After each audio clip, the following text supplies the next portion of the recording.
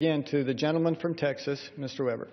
The gentleman from Texas is recognized for 3 minutes. I thank the gentleman. You know, it seems that some of the themes that we're hearing from the opponents of the bill are that the committee is going to be stacked with people from industry, from the states.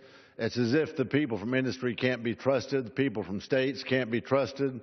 Then we hear the theme that there was not a single Democratic vote get this bill out. It almost sounds like the Affordable Care Act to me, where people recently revelations are one of the proponents has said that Americans were too stupid to understand, so that's why the Affordable Care Act had to be passed, and it couldn't have transparency because it would never pass Congress.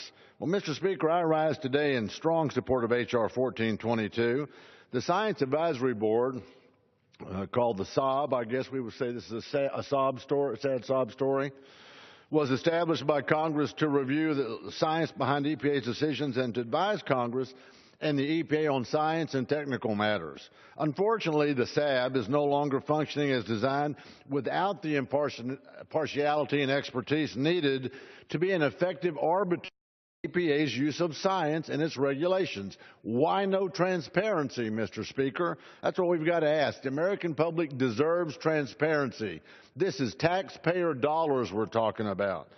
The membership of the SAB has excluded individuals from the state agencies and private sector. Again, I would remind us that these are the people who build communities and industries in neighborhoods, in cities, in towns, and in states.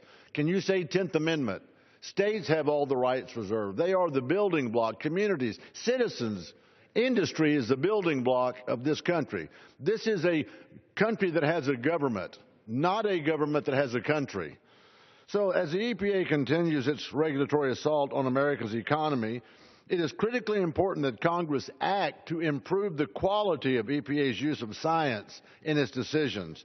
This bill, this legislation will do just that.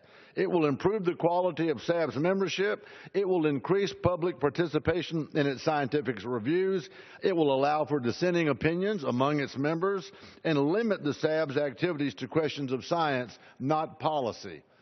And I want to say thank you to Congressman Stewart and Chairman Smith for bringing this important legislation to the floor today. It's very important that we get on top of this. The American people deserve transparency. They deserve a seat at the table, and they deserve nothing less. Mr. Chairman, I yield back. The gentleman